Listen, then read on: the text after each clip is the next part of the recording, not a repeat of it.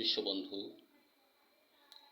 আন্তরিক অভিনন্দন সহ সকলকেই ভালোবাসা পূর্ণ শ্রদ্ধা জ্ঞাপন করি। গ্রহণ করুন আমার আন্তরিক অভিনন্দন।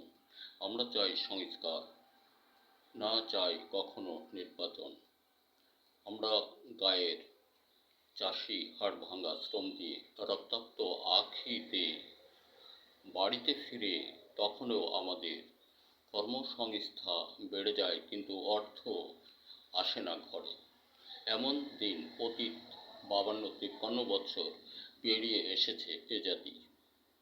আমাদের আকুল আকুল আবেদন, আমরা যেন চির উন্নত শিরে অর্থ আনয়নে পিছু না হটি, সমুখপানে খেয়ে যেতে পারি ডক্টর ইউনূস সাহেবের হাত ধরে।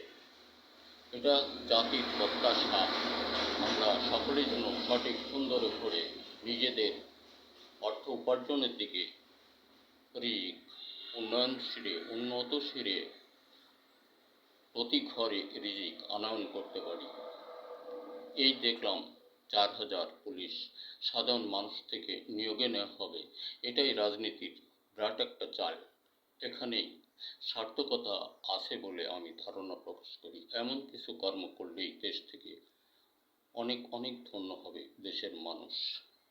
আর ওই আলোকলতা দেশ ছেড়ে গেছে, আরেকটি দেশে আরেকটি গাছ ধরেছে, ওই গাছটিও বোধ করি রস শোষণ করে ওকেও ধ্বংস করবে, মেরে দেবে। যাক, ওদিকে আমরা যাব না। আমরা চাই আমাদের দেশ স্বাবলম্বী হোক, ডক্টর ইউনূস সাহেবের হাত দিয়ে এই জাতি স্বনির্ভর আওতায় আসতে পারে, উন্নত শিরে আগামী দিন বসবাস করতে পারে। এটাই দেশবন্ধু সকলেই বন্ধু হিসেবে আমাদেরকে সহযোগ দিন, এটাই কামনা। আর আগামী দিন দেশটা সুন্দরের দিকে নিতে পারেন ডক্টর ইউনূস সাহেব। এই হিসেবে সকলেই আমরা ওনাকে সাহায্য করি। দেশের সকল ছেলেমেয়েরা আমরা নিজ নিজ কৌশলে গবেষণায় তৈরি আবিষ্কারের দিকে মনোনিবেশ করি এবং কৃষক বন্ধু আমরা যারা আছি বিশ্ব খাদ্যদার মজবুত করবার লক্ষ্যে আমরা আমাদের ফসল উৎপাদন শ্রম হতে দূরে যাব না।